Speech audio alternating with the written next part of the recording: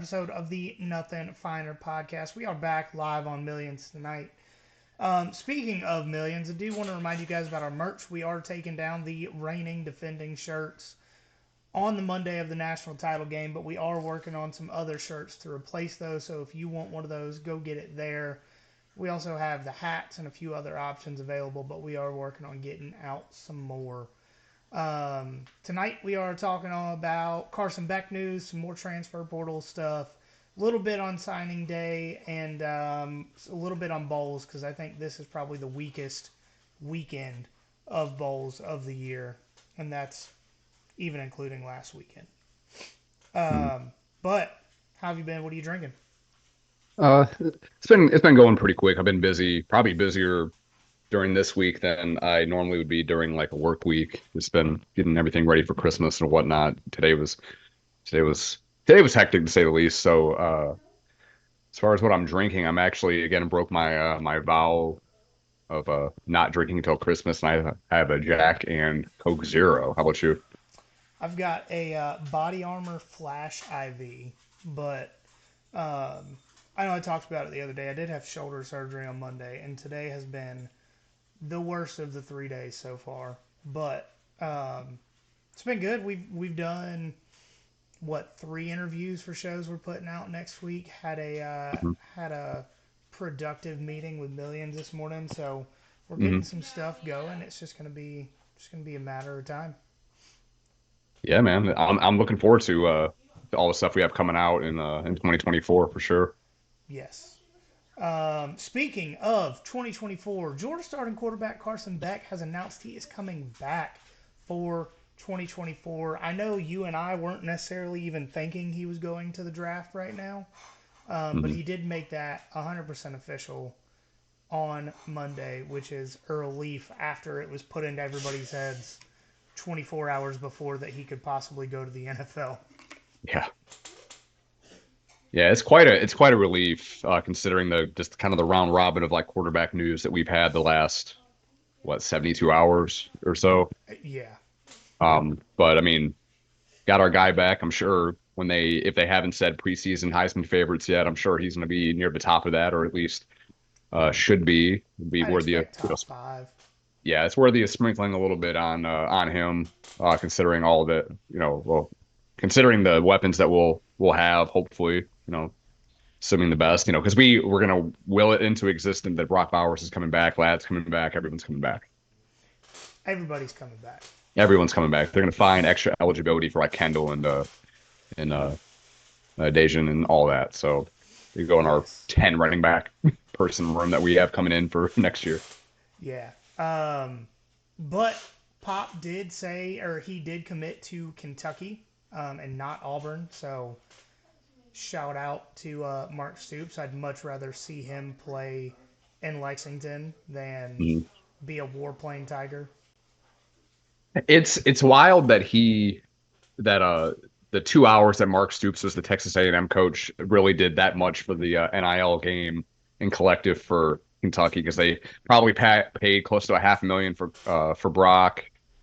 I don't know what they gave to Pop, but whatever it is, it's not enough because Oh, I think he's gonna be a big part of that defense next year. So between like Ole Miss and Kentucky, this is probably going to be just looking at it thus far with all the transfer portal guys and everything that's gone into, kind of, I don't want to say also ran SEC teams, but teams um that needed help yeah. got it. Ole Miss, Kentucky.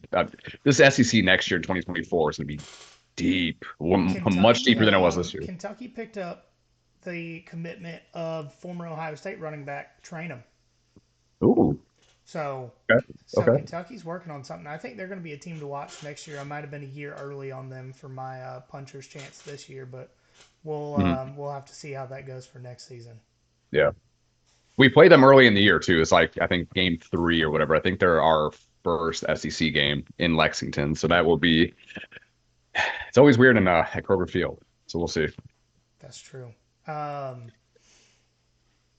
so we do have to hit on Dylan Rayola's poem, the third person poem that he used Microsoft Paint to post. announcing his commitment to Nebraska. I mean, I'm guessing with all the money they're paying him, that's the best software they can afford.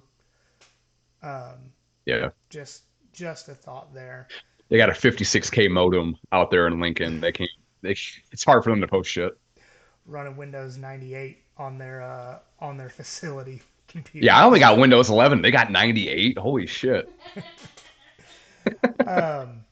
So we in the group chat we've had a few nicknames for him potentially.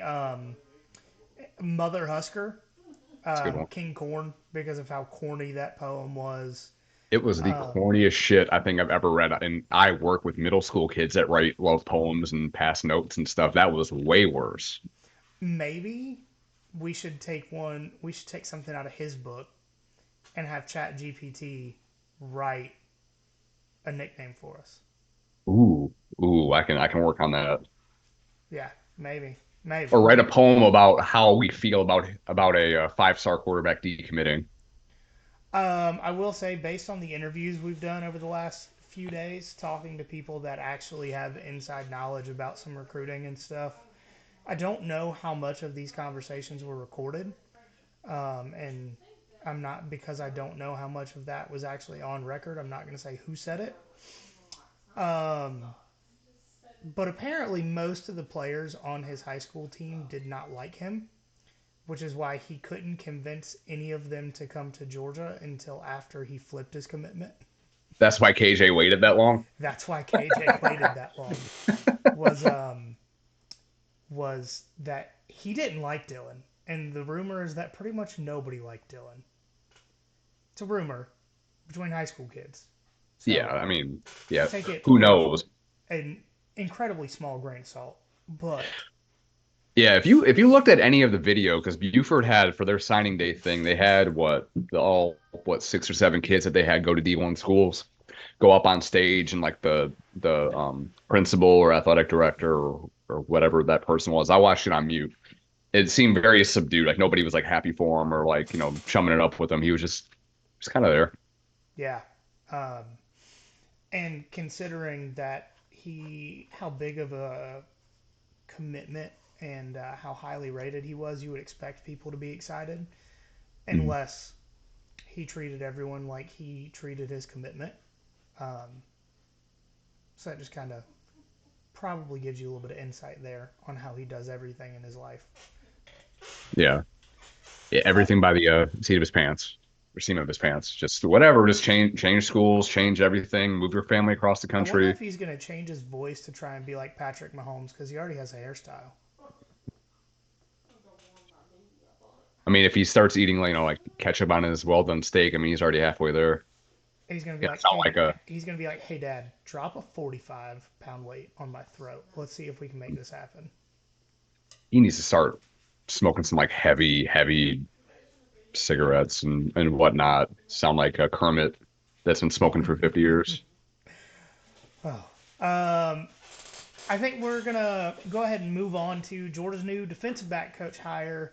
You got the guy from Southern Cal, which, to be honest, I'm hesitant about it considering what they did on defense. But Yeah.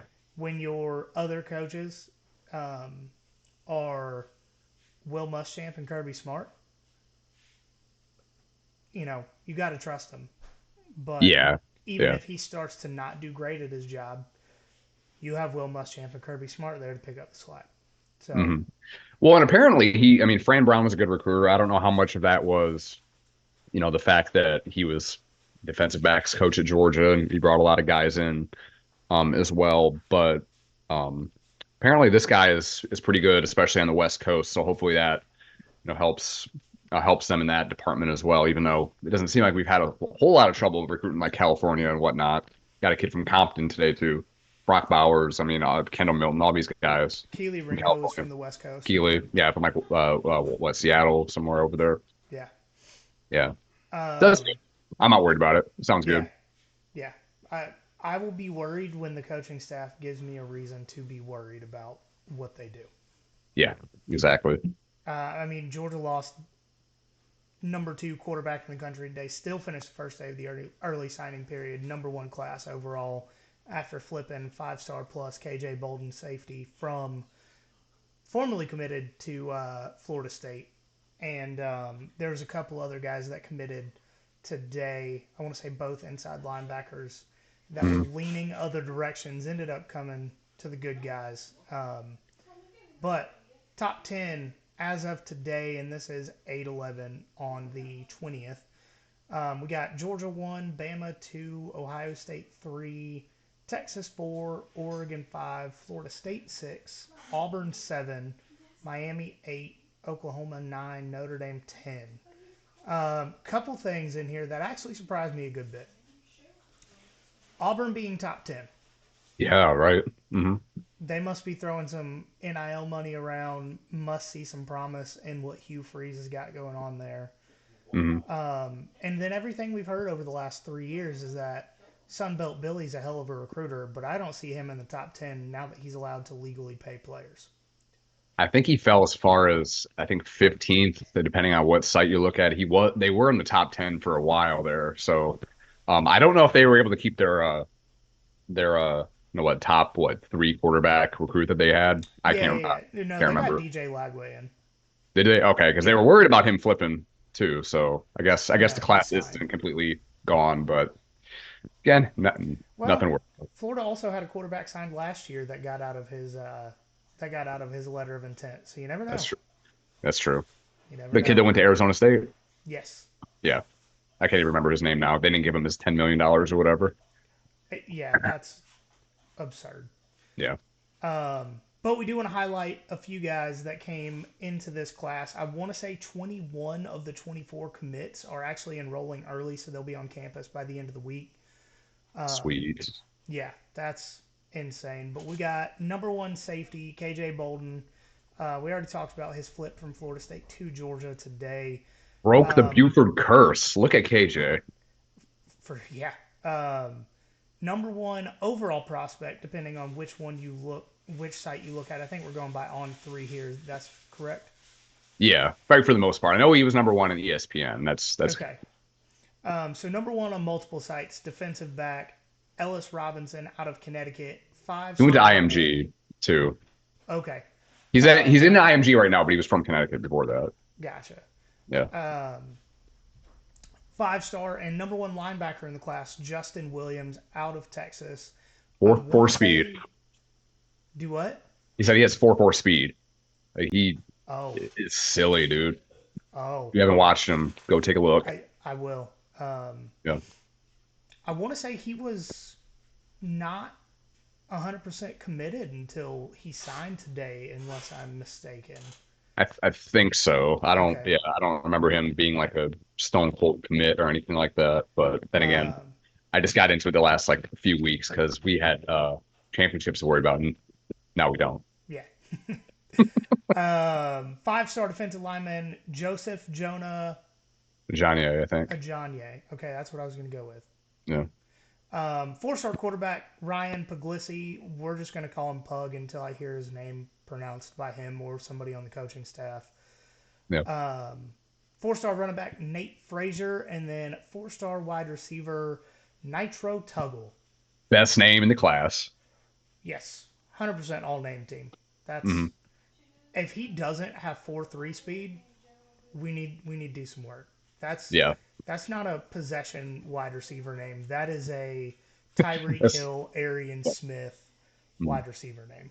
So that's not a gritty white receiver coach's son name by any No, means. No. no, absolutely not. Um, and then you put this note in here. Besides Dylan Raiola, Georgia had 0 flips on signing day, which is, a testament to what the coaching staff's been able to do since the end of the season. Well, the end of the regular season, going out, doing some in-home visits, going to state championship games, that sort of thing. Yeah, and so last note on Florida here, because we love to laugh at their pain. When I checked earlier, they were actually 16th, so they had dropped a little further. So that's right around where like Michigan's at, and that's usually where Michigan ends up. It's like in the mid-teens or whatever. So Florida is currently in 16th, and 11 through 16, 11 LSU, 12 Clemson, who Oh normally wow. doesn't recruit at an extremely high level. Hmm. 13 Tennessee, 14 Penn State, 15 Michigan, 16 Florida. There's no that's still the wildest thing to me is that Florida, how much they've struggled to recruit. Um, I mean, they were able to do it under like Muschamp for a little bit there, and but like the fact that you're around everything, you're in the most second most, third most fertile state for high school players. Like the most NFL talent comes out of Florida besides California, and they just can't get anyone. I know there's a lot of D1 programs in that state, but to be the flagship of the state, be in the middle of the state, and you Well, can't get who you want is both Miami and crazy. Florida State are in the top 10. Yeah, I mean it is a struggle for sure because it's not. I mean, I don't. I mean, I'm We more haven't really had to laughing at the worry about fact that anybody. Florida is somehow below Miami when Miami hasn't won 10 games since 2017. Mark Richt. Yeah, yeah. Yeah, that's crazy though. Um, it's hilarious to me. We'll have to get Bobby back on after late signing day Yeah. and ask if he has started the GoFundMe with other boosters to fire Sunbelt Bill. So okay, before we move on from him and just laughing at Sunbelt Billy because it is one. Yeah, again, your favorite thing to do, my favorite thing to do.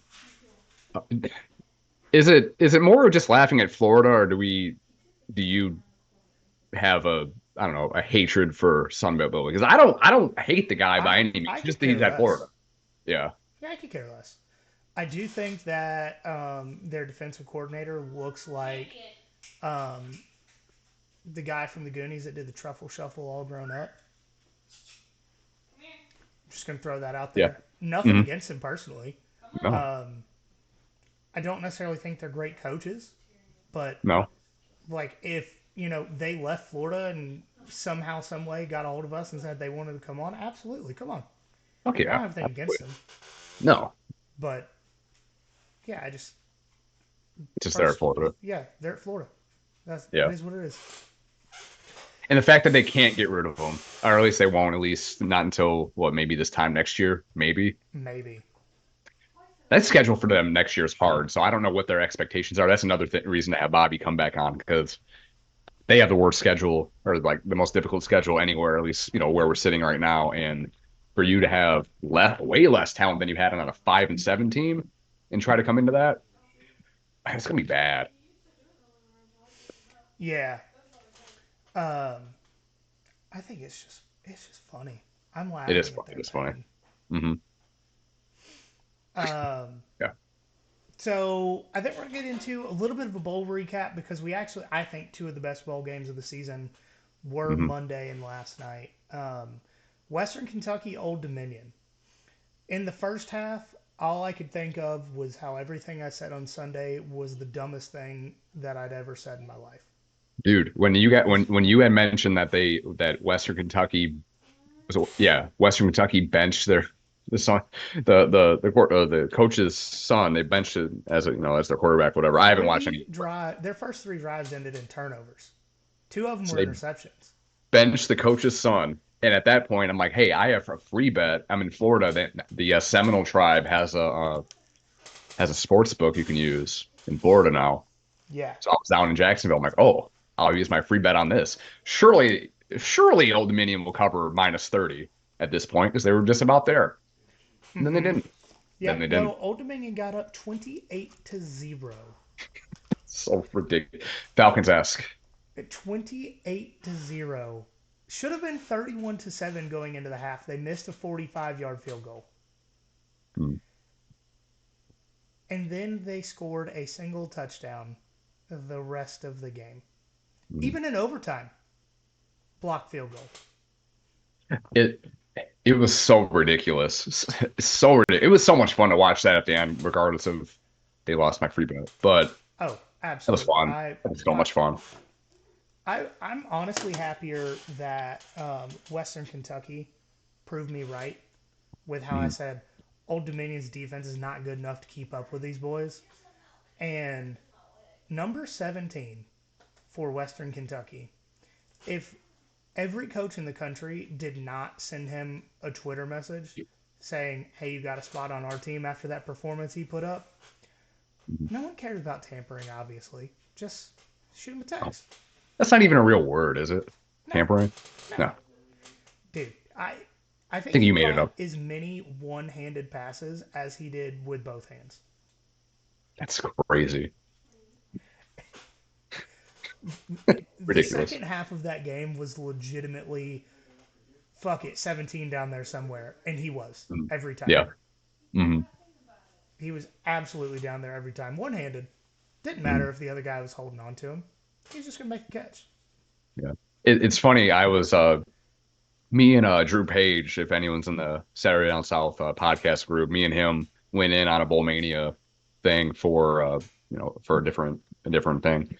And he was texting me during that. He's like, "Oh fuck, I picked we picked Western Kentucky." I'm like, oh well, we'll make it work." And then when they came back, he was so stoked, I, so happy as a native Kentuckyite. Kentuckian,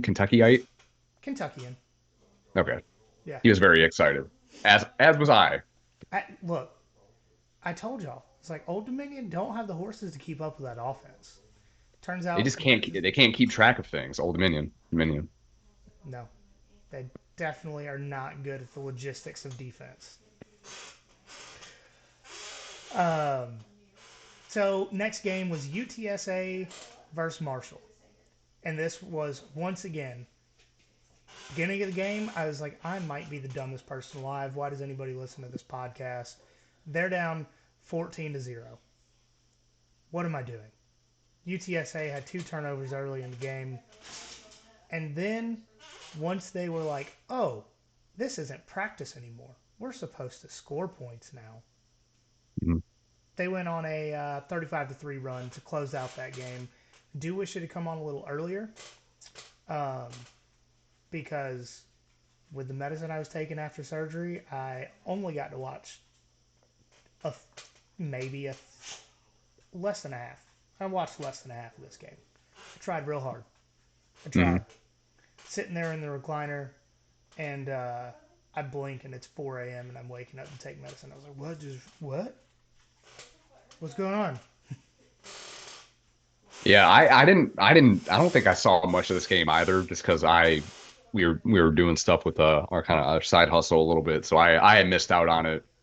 Just kind of got like score updates, so I don't really have too much to say on it. But um, how did Chad Pennington's son look in this? 'Cause I know he's a starting quarterback at Marshall, or at least he started this game.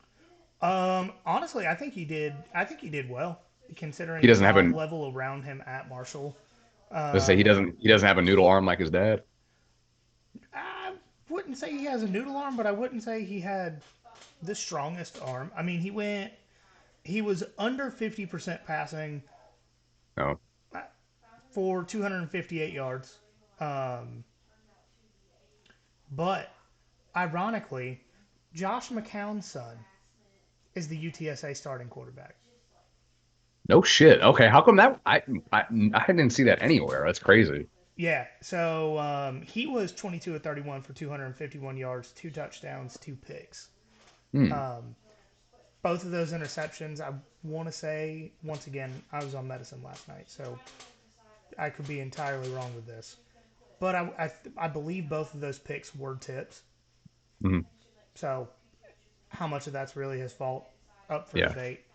Um, but UTSA's second leading receiver of this game. I saw this last night and thought it was a borderline fever dream. His name's Tyke Ogle Kellogg.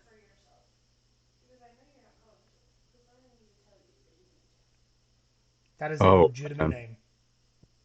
Ogle IP Kellogg. Kellogg. Wow. Yeah. Good for him. He there's 18 yards per NIL reception, opportunities. too. They're great.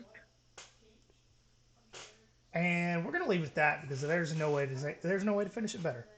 Yep. We are going to talk about 3 bowl games that are coming up this weekend. Once again, I think this weekend is worse than the first weekend as far as quality of matchups go, but we did pick 3 of the games to talk about. First one is Georgia Tech versus UCF in Georgia Tech's first bowl game since 2018. Is Um, that they, that's Thursday, right? I believe so. Sweet. Okay. Um, Georgia Tech is 5.5 point underdogs with over under 67.5. Um, I think both of these teams honestly won or hung around in games that they shouldn't have this year. For example, UCF with Oklahoma, Georgia Tech with UNC and Georgia. They ended up beating UNC. Beat Um, Miami too. yes, but both of these schools lost games they shouldn't have as well. So Bowling I, Green. I think there's a lot of similarities between these schools. I mean, similar color scheme, gold and black, gold and navy blue, Mhm. quarterback style of play, mostly runs the ball, occasionally distributes it out wide, and then how terrible the cities that their campuses are located in. A lot of similarities here. It's funny that you say that about Orlando because I can't stand Orlando, but like Jen, every so often it's like we need to move to Orlando. I'm like I Nope. absolutely not. I'll move other places in Florida, no problem. I don't want to do Orlando. Yeah. No, absolutely would not move to Orlando. Yeah.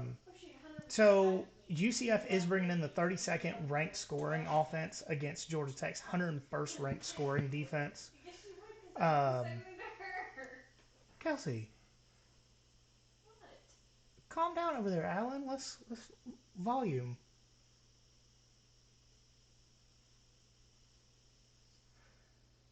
I have to do that to my kids. You see me wrestling them out toward the end of these. So yeah. When I can see my mic bar over here bouncing. Um, so Georgia Tech, in a little bit of a surprise, has the 41st ranked scoring offense up against UCF's 59th ranked scoring defense. I was a little bit surprised by both of those. One, that Georgia Tech's scoring offense was borderline top 40 in the country. That's And then crazy. Yeah. also UCF, after giving up 50 points multiple times this season, was somehow 59th in scoring defense. I do think Tech has probably done better against better competition than UCF has this season. I think a lot of that comes down to having the 35th best turnover margin in the country compared to UCF having the 75th best turnover margin. Um, I think Tech's going to win outright. I do too. Uh, and I'm purely going off of just vibes after the Georgia game where they hung around for quite a Far bit of too that. long. Yeah. Oh yeah, for way too long. But no, they got some good vibes going with that team. I'm excited to have them at least be a worthy adversary next year. I would assume they would continue to improve. They've already Uh, picked up a few guys in the portal. Took another former Georgia tight end. They got Brett Seether out of Mississippi State. mm, oh, oh yeah, he went to Mississippi State for like a year, and then okay, Yes. yeah. Um, no, but I think No, Georgia Tech. Brett Seether was already there. They got Rylan Gode from Mississippi State. There we go. Correction. Okay. Correction. Um, no, but yeah, Tech. I think Tech wins outright. I don't trust Gus. I think the Gus bus has a flat or two. I'm in this Especially if they got to situation. ride on I-4 very often. There's no way they don't have damage to that bus. I-4, I would, for my money, I-4 is by far the worst stretch of freeway. I'm even counting like 85, 285, 75. Yeah. I-4 sucks. Yeah. And if you haven't driven it, just wait like another decade and they might be halfway done with the construction they started in the 90s. No shit. And if you're going to Disney, it's not a problem. But if you're going anywhere else in Orlando, I-4 is not the way to go. Oh. Yeah, but Tech wins outright. I agree. I don't like that we're both on the same side of that, but it is what it is. That's fair. Next game we're going to talk about James Madison versus Air Force. So James Madison has a few players in the portal, and their coach is gone. But surprisingly, all the players that are in the portal are reported to be playing in this game. I thought that was just an interesting tidbit there. Hmm. And Air Force is going to be without their second leading rusher. That's not the quarterback. So their first leading rusher is a fullback.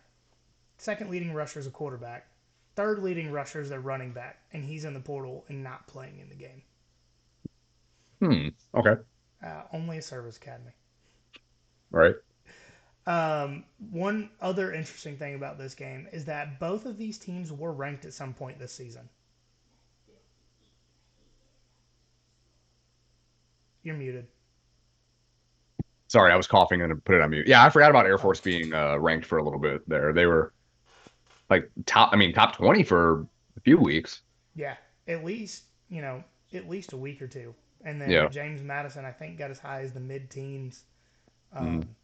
before they lost to App State and got bounced out.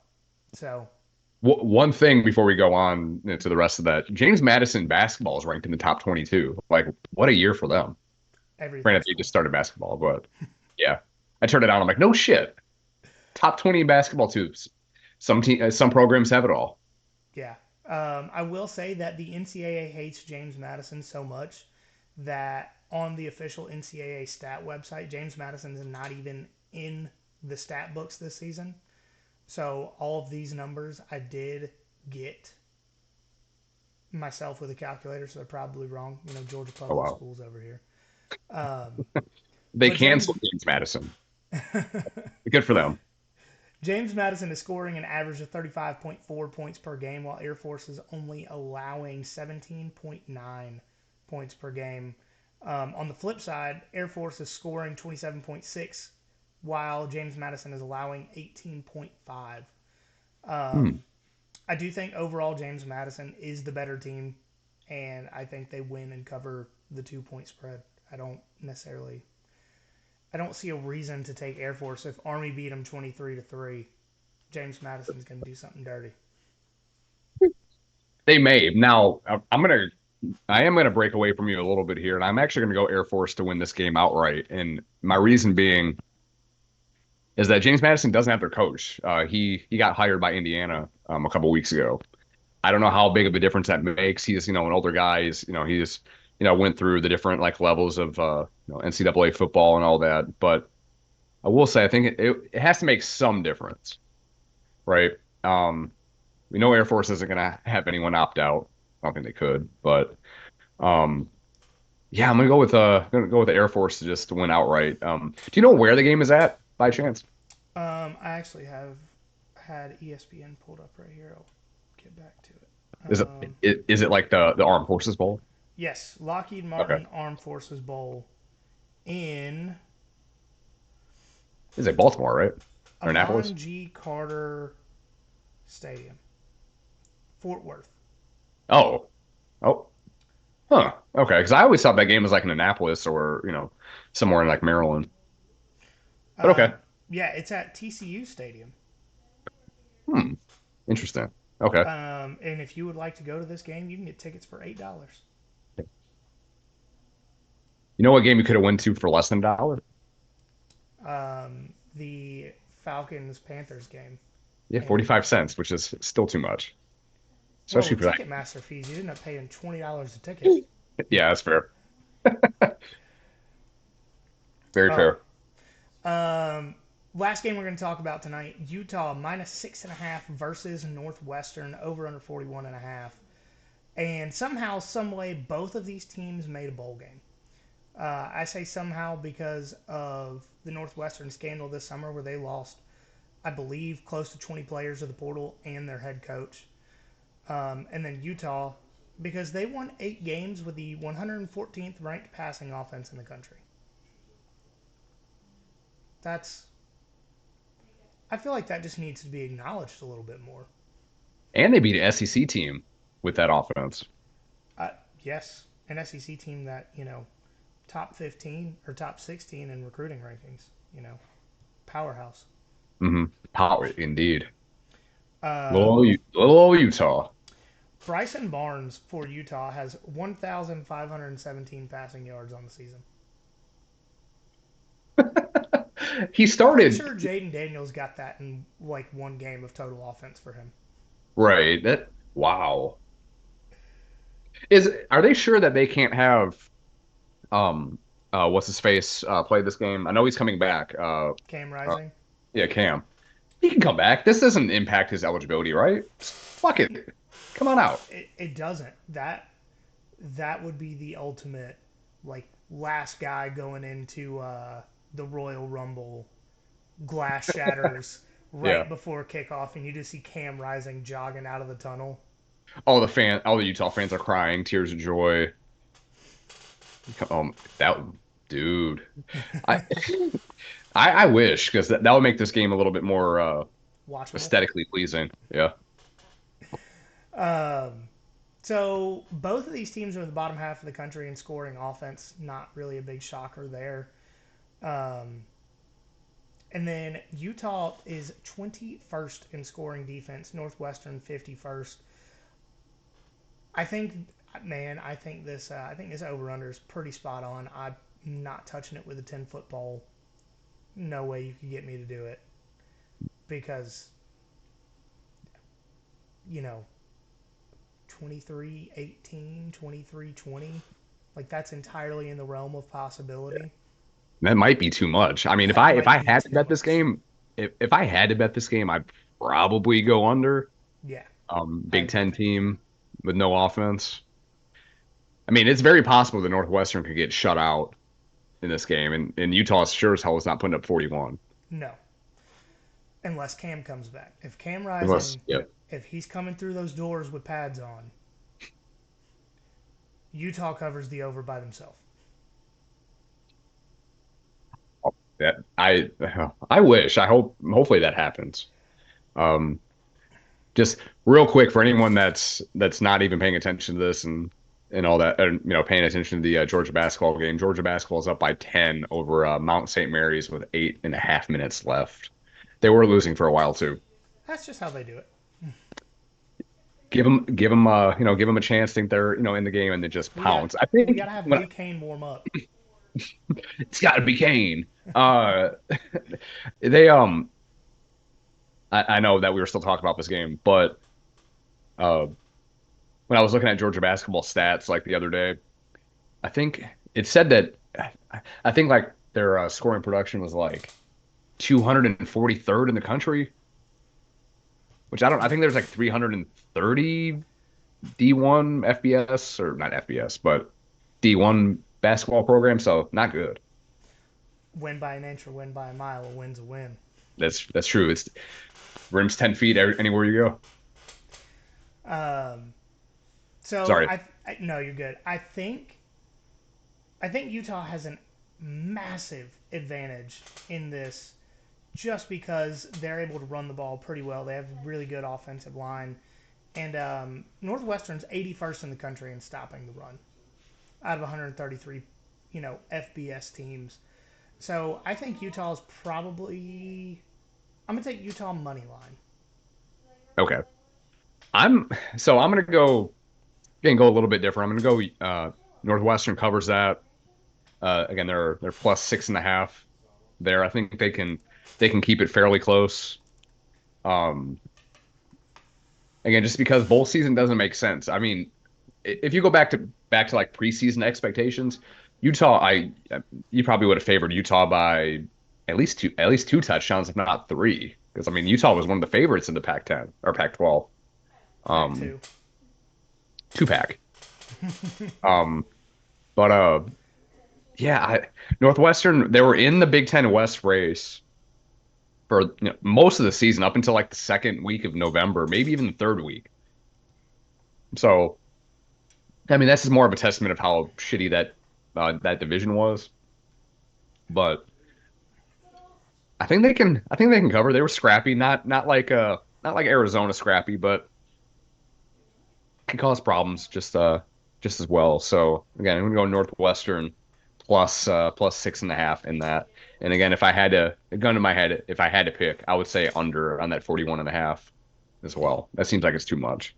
Yeah, that seems way too much. And watch it be a 34-42 game. Shootout, quadruple overtime.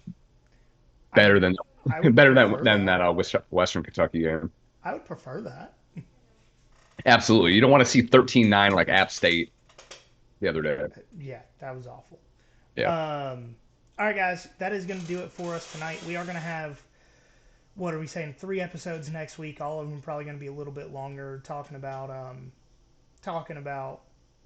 no, 4 episodes next week, more than likely, but talking about Mhm. New Year's Six games, the rest of the bowl games that are worth having conversations about. So stay tuned for that. I'm not going to say the same social media stuff we do every week. Just go find us there.